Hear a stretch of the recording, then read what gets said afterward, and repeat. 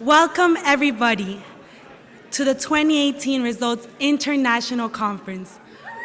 We're gathered here today with people from all 50 states, more than 25 countries, across 5 continents to inspire and advocate for a more just world. I am Valentina Garcia, Group Leader of Results Gainesville, and I am so honored.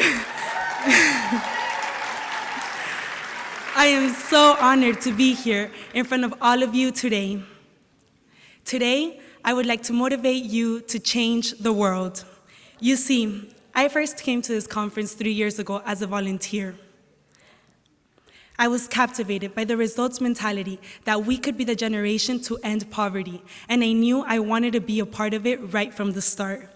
We took the results mentality to my college town in Gainesville, Florida, and right away we began to get published in the media on public education, the fight against AIDS, and protection against nutrition assistance programs throughout the United States and more. Word spread, and so did our network of advocates. And before I knew it, we became the first official organization at the University of Florida with the mentality of ending poverty by 2030.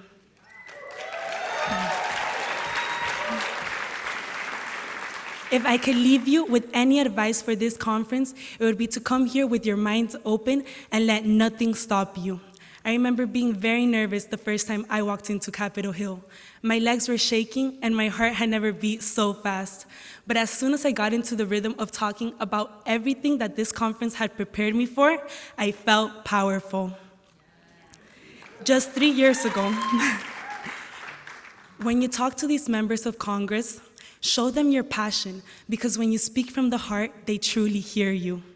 It's not just you in those meetings, it's you and all of us in it together. Just 3 years ago, when I was advocating on AIDS, tuberculosis, and malaria, I remember finding out that due to our efforts, the US had pledged to invest up to $4.3 billion in that fight, exactly what we had asked for. So when you go in there, know that your work means something, that your voice means something. Get empowered by everyone around you and motivate every person you speak to. If you are here today, it means you are part of the movement. You are part of the generation that strives to end poverty by 2030. You are changing the world. So I challenge you to be relentless, resilient, and ambitious during your time in Washington. Let nothing stop you, because your purpose here is greater than your smallest fear. Now, I am pleased to introduce to you our Executive Director, Dr. Joanne Carter.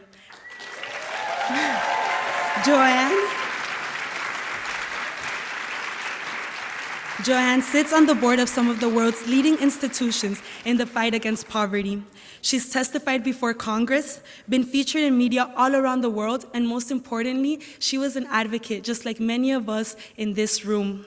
In 1992, she left her career as a veterinarian to become legislative director for Results. She became associate executive director in 2007 and was named executive director in 2008. I am now thrilled to welcome another advocate that is changing the world. Welcome, Joanne.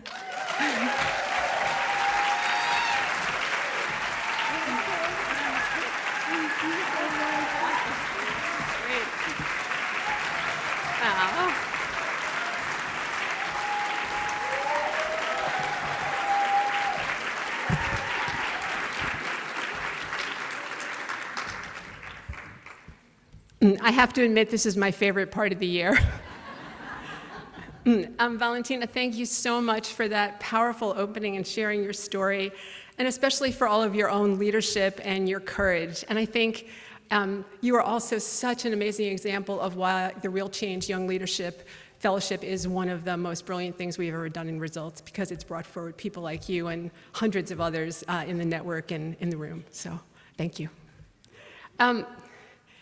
So welcome everybody to the 2018 Results International Conference. For me too, it is such an honor to be up here and to look out at all of you. But what my friend Chris Dendies from Results Canada reminded me, and what you all have taught me over and over again, is it's really not about who's at the podium, it's about who's in the room. because it's all of you who make possible the kind of change that Valentina talked about. How many of you have ever had that leg-shaking, heart-pounding experience meeting with a policymaker? Raise your hand. And for some, it's still coming. One of our staff called results folks thrill seekers for democracy. And, you know, it's funny, but it's actually not a joke.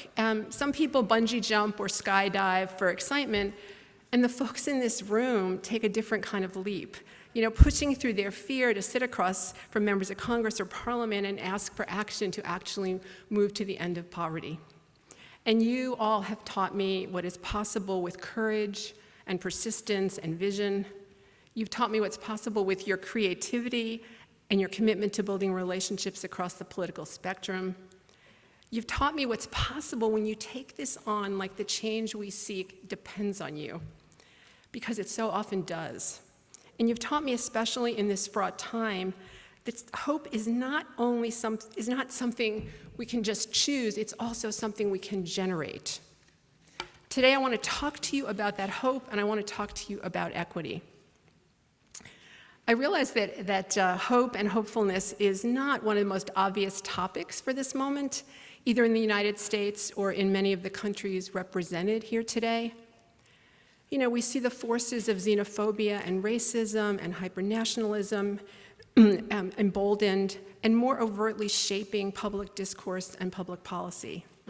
We see closing political space for advocacy in many places where we work and political turmoil in others, growing threats to the media over here and in dozens of other countries. And that's to say nothing of the human-made catastrophes of famine and proxy wars and the injustices faced by refugees and immigrants, whether on the Mediterranean Sea or at the southern border of the United States. And I know for many people in this room, these threats are not theoretical, they are personal. For many advocates, when they take action, they are also putting themselves at risk, be it their immigration status or their gender identity or their religion or their ethnic group. And this means that when and where we are able to use our voices, it is essential that we do so, knowing that it is more precious than it has ever been.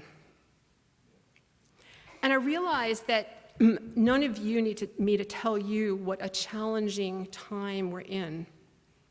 And I know that this environment does not create hope, but you do. Because in spite of all this, you have not let up. You know, I think about Maxine. Where are you, Maxine?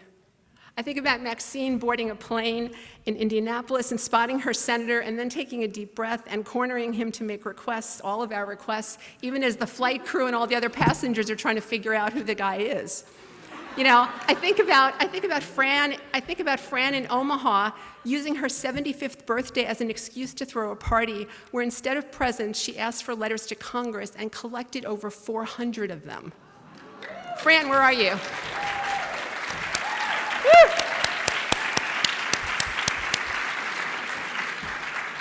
And I just got a photo sent to us from our friend Phyllis Alroy, who couldn't be here today because she broke her knee, 91 years old, and she also spent her birthday getting letters from friends and family that could be sent along to members of Congress. So Phyllis, we love you. I think about Rahab in Nairobi handing over the Kenya Citizens Health Manifesto to the head of UNAIDS after months of work with partners across Kenya. You know, Rahab, where are you? Yeah. I think about David in Philadelphia writing a letter to the editor, and then his own member of Congress seeing it and responding to it in the paper with his letter, applauding David and promising to sign on to the resolution that David requested. David, where are you? And I think about all of the new people in this room that are here for the first time. Who's here for the first time? Raise your hands. I just want to see you.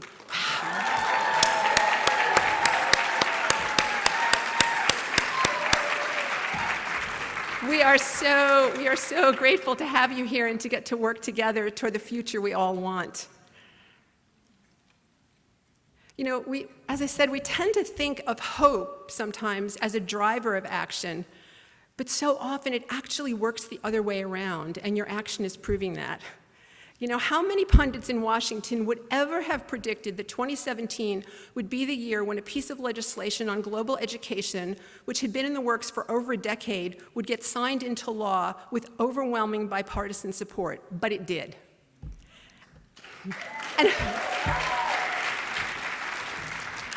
And who thought that the Prime Minister of India would stand up on stage this year detailing all the ways he's committed to ending the national TB epidemic, the largest in the world? But he did.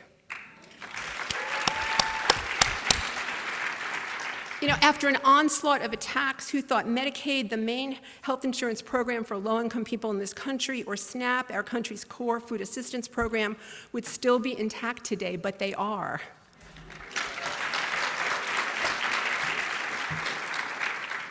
And after the White House proposed the most drastic cuts to foreign assistance in a generation, who would have predicted that Congress would instead increase funding for key global health and education programs, again with bipartisan support? But they did.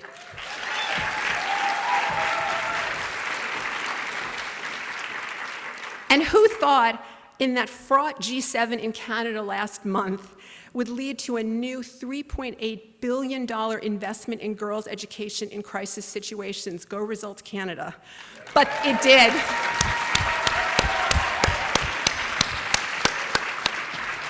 And that's billion, not million, billion. You know, that is the difference with all of you.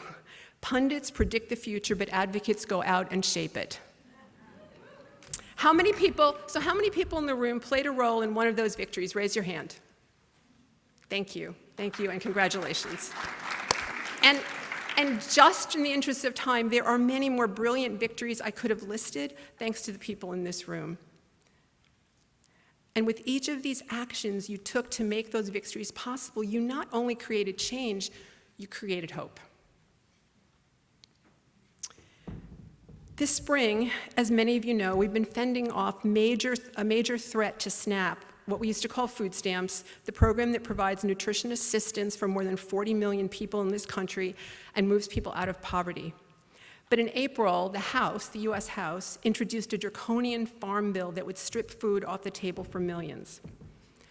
As the Senate was crafting its own version of the bill, which is a massive piece of legislation that deals with all kinds of agricultural policy as well as nutrition assistance, an aide to a key Republican senator said he'd had lots of meetings on the farm bill already, but no one else had mentioned the dangers to SNAP.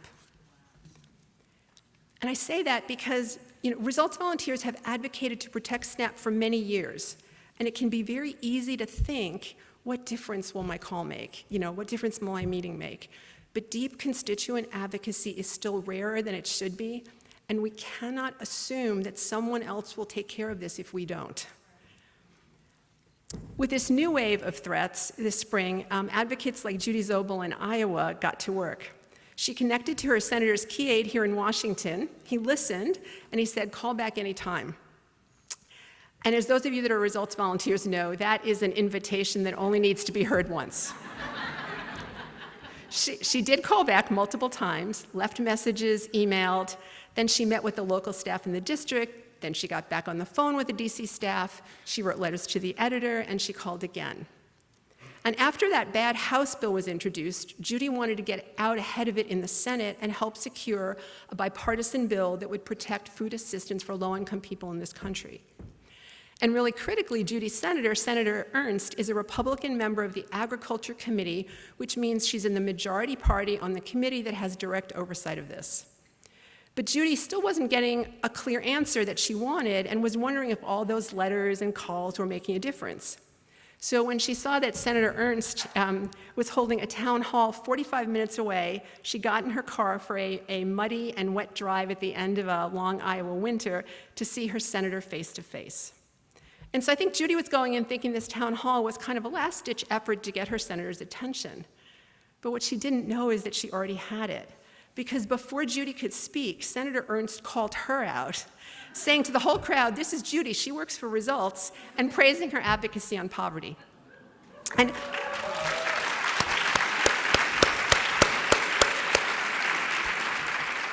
And Judy isn't here today, but she's going to see this and hear it, so I want her to know that you guys are clapping for her.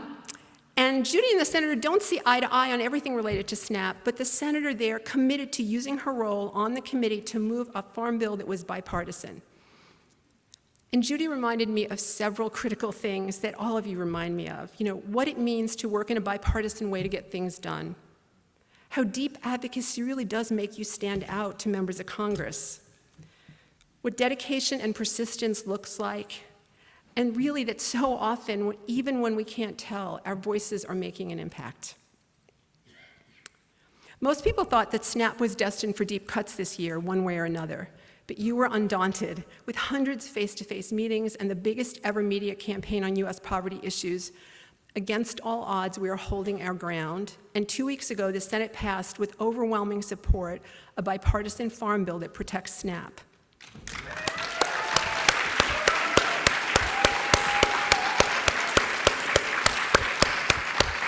And this was not a given. Those of you who have taken action to protect SNAP in the last year, please raise your hands. Anyone that's taken action. You deserve an enormous amount of applause. Thank you.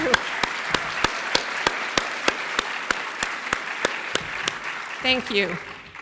And when we go to Capitol Hill on Tuesday, we'll be working to make sure that in their final negotiations, lawmakers follow the Senate's lead in protecting SNAP in a bipartisan way.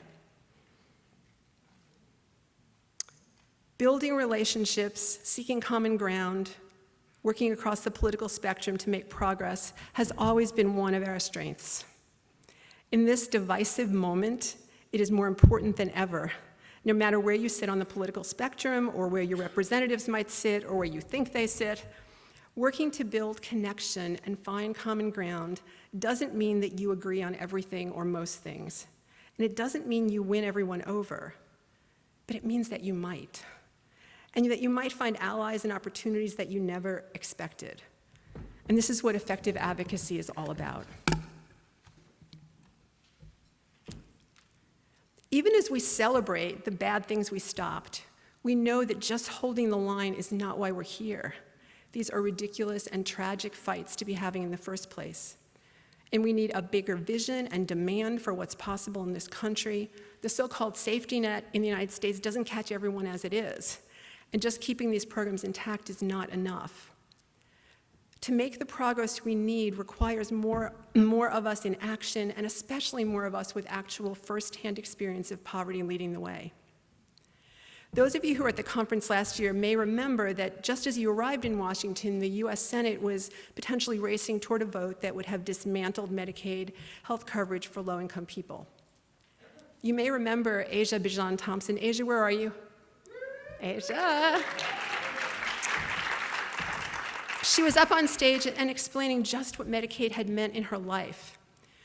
But she didn't stop when she got off stage or even when we stopped that harmful bill. She went home and started organizing new advocates across Pennsylvania and New Jersey to write to the media and engage with policymakers on that bigger vision. And she and a handful of other organizers hosted events and trained over 300 new advocates to share their own stories. Did I mention she was a first semester law student and a mom?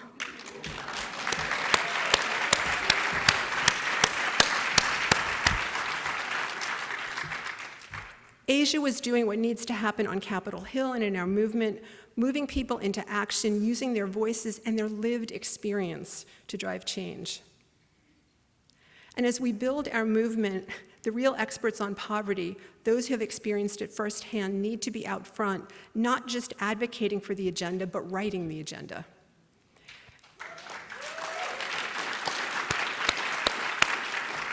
And here this weekend with us are 16 grassroots leaders who are a part of our Experts on Poverty. Raise your hands if you're in the room. Yay, experts.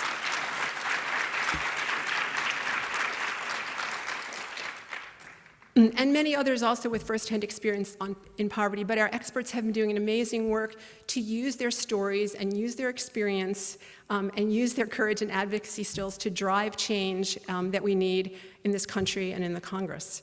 And this perspective and knowledge that they have is so important to stopping bad policies, but also, most importantly, to shaping the ones that we know that are good, that will respond to people's real needs.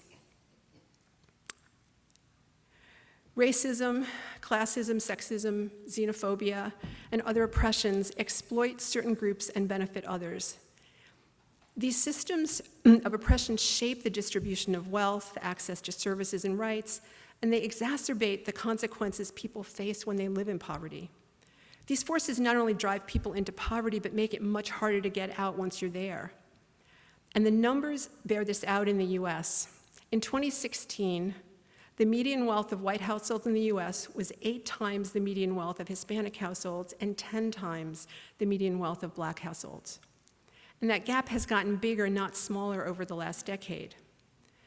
And the policies that actually allow people to build assets and move out of poverty actively put people of color at a disadvantage. And none of this is an accident. Decades and centuries of discriminatory public policy and structural racism have created this, and we need to understand that history and its consequences so that we can help drive effective solutions. Because as advocates, the good news is that what bad policy created, equitable and just policies can change. And we're going to be looking, just as one powerful example, at the issue of US housing policy this weekend, a clear example where discriminatory policies push people into poverty and help trap them there, but where housing policies grounded in equity could actually do the opposite. So I'm really excited about that. We cannot be satisfied with a theoretical equality of opportunity. We need to achieve real equity of outcomes where our policies actually prioritize the communities and people that have been marginalized. And just as deeply rooted inequity has shaped the reality of poverty in this country, so too around the world. The same pattern repeats itself again and again. You know, who are the mothers most likely to die in childbirth? Who are the kids most likely to miss out on even a basic education? Who are the 1 in 4 children facing lifelong physical and mental stunting from chronic malnutrition and deprivation? And the global tuberculosis epidemic is another prime example. At first glance, and even in the way many of us talk about TB, we think of an infectious disease that spread through the air and could impact any of us. But when we look at the global consequences of tuberculosis, who it affects and how it affects them, what we see is a poverty issue driven by inequity.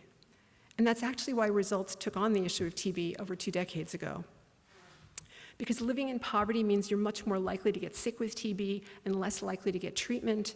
And getting sick with TB often drives families literally over the edge into severe poverty. But let's be clear, tuberculosis is preventable, it's treatable, and in almost all cases, it is curable. Yet today alone, it will claim over 4,000 lives, which is more than HIV, AIDS, and malaria combined. And at the core of this is the failure to even reach many of the people who are getting sick. Every year, health systems around the world miss over 4 million of the 10.5 million people that get sick with TB every year. That's 40% of people left behind. Among the people in this room, if your birthday falls in, I want to ask you to raise your hands. If your birthday falls in January, February, please raise your hands, January, February, March, April, or May. That's what 40% looks like. This is unconscionable for a disease with such profound consequences and that we know how to cure. But unlike the people who just raised their hands, it's not random who's being left behind in the TB response. The bacteria doesn't discriminate, but our systems and our policies do. Whether it's people isolated by geography, by severe poverty, by ethnic group or social stigma, migrant workers, people in prisons, it's the most vulnerable groups who are systematically left out from quality treatment. And part of what makes this so unacceptable is that by and large, we actually have the data that tells us where all these people are. You know, we have important new tools and the treatment that can make the difference between life and death. And it's really a question not if we can reach everyone, but if we choose to make it a political priority. And I cannot think of a room of people who have put more work into building the political momentum in this fight against TB. Is Liz Clerkin in the room? Liz, are you here? Not sure if she's, Liz. Well, I just think back to over 20 years ago when a crew of folks, Results volunteers in Ohio, built a relationship with then Representative Sherrod Brown, and then supported him to become a champion on TB. At that time, when we first started working on tuberculosis with then Congressman Brown, the US was contributing only $1 million a year, $1 million a year to the global fight against TB. Recently, I heard now Senator Brown talk about that early bipartisan advocacy by results to increase funding for TB. What he said was, there weren't many of them, but they were relentless. And from his perspective, that was meant as a compliment. And that $1 million a year, thanks to you, last month, House Leader advanced a bill that would bring it over to $300 million a year.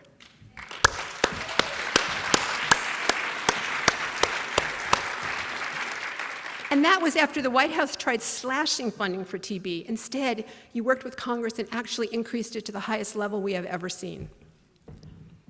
And others in this room have been equally unrelenting in their TB advocacy across every region of the world, and that's paying off too. Where are our partners from India? Bobby, John. So, in the last year, we have seen Prime Minister Modi speak about how he's personally committed. I had the honor of being there in Delhi and watching just a piece of this, how he's personally committed to ending the TB epidemic there by 2025. He gave a speech that if somebody had ever given me the opportunity to write that speech, I don't think I could have had anything to add. It was quite remarkable. And they've called for ending TB by 2025, which is amazingly ambitious for a country with the largest burden in the world. And more importantly, they're actually taking action to increase the budget and do other things that will move that forward. And this reflects months and years of efforts by many people. And so many people in this room advocated for the Global Fund to fight AIDS, tuberculosis, and malaria, taking it from just an idea back in 2002 to now the largest international partnership financing efforts to end these diseases, and having now saved 22 million lives. How many people...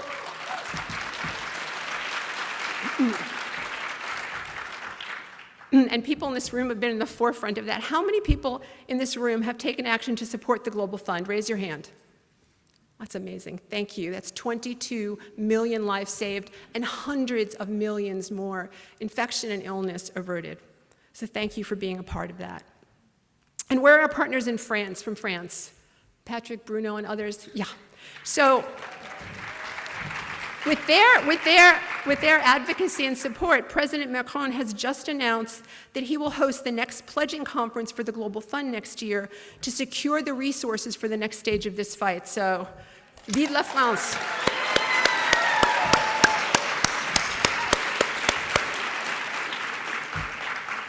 And we will all play a part in making that a success. And where are our UK partners? Where's the UK? Okay. Starting with brilliant efforts from the UK over a decade ago, partners and building on their leadership, partners from across this network have helped launch and grow a global caucus of members of Parliament and Congress focused on TB. It now has over 2,300 members of Parliament and Congress from 130 countries, making it the world's largest independent parliamentary network on any issue in the world.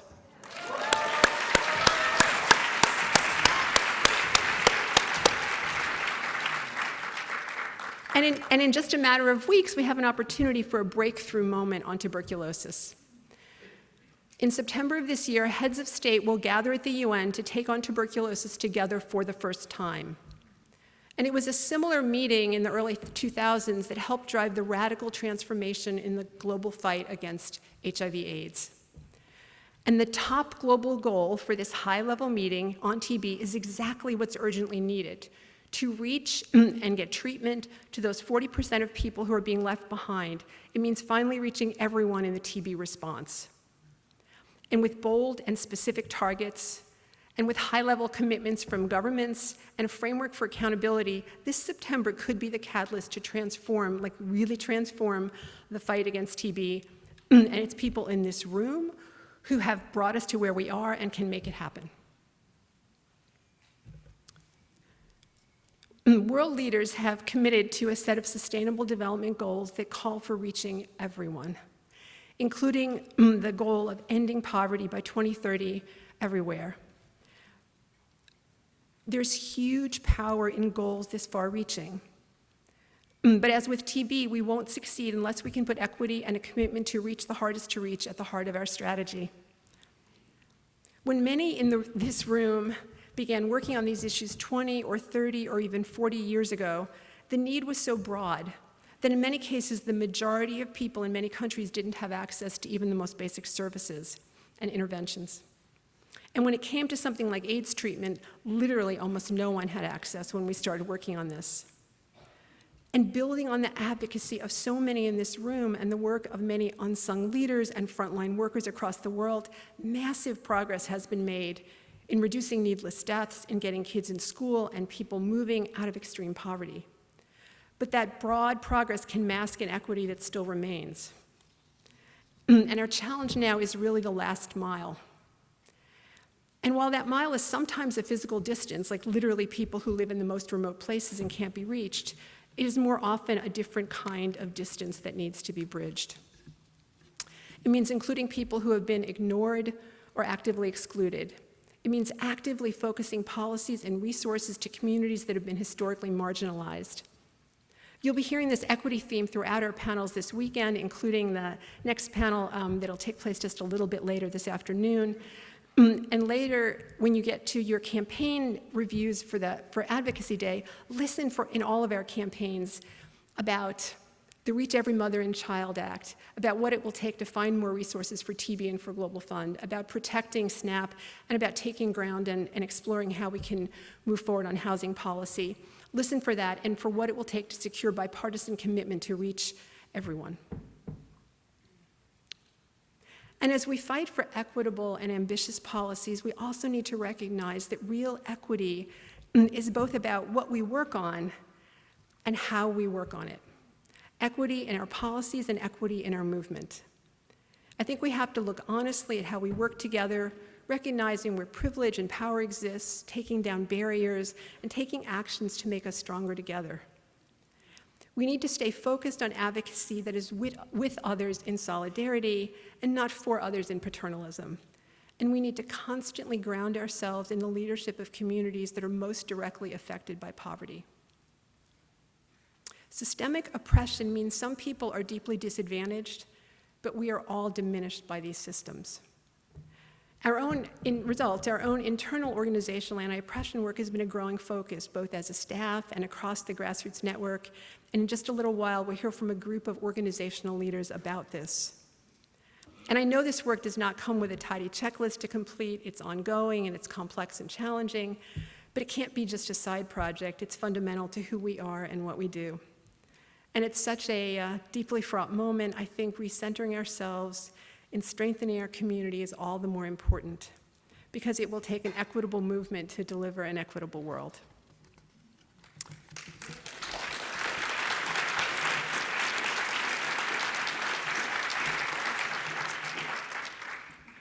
And I just want to leave you with one, for this opening, one final thought. We'll talk more later. But one final thought as we look at the opportunities and challenges ahead. We don't always know how close the change we seek might be. I remember listening to my own representative in Congress, Eleanor Holmes Norton. I live here in the district. And she was talking about looking back on her time as a young leader in the civil rights movement. And I was so struck by what she said. She said that when she started in the 1950s working on this, she did not believe that she would see change in her lifetime, much less in a decade. And she was one of the young leaders of this movement. You know, and don't get me wrong, we are not anywhere where we need to be on any of these issues, but whether it's the civil rights movement or the fall of the Berlin Wall or the end of poverty, many of these challenges looked and can still look immovable. But people fought to make them happen, often not knowing how close they were. History shows us that inequity and the status quo can have a really tight hold. But history also shows us over and over again that things look like they're not going to change, almost right up until the moment when they do.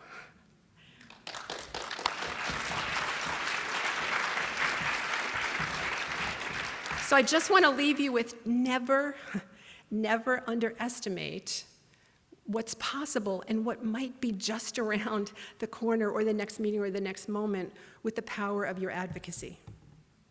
So let's make it happen. Thank you.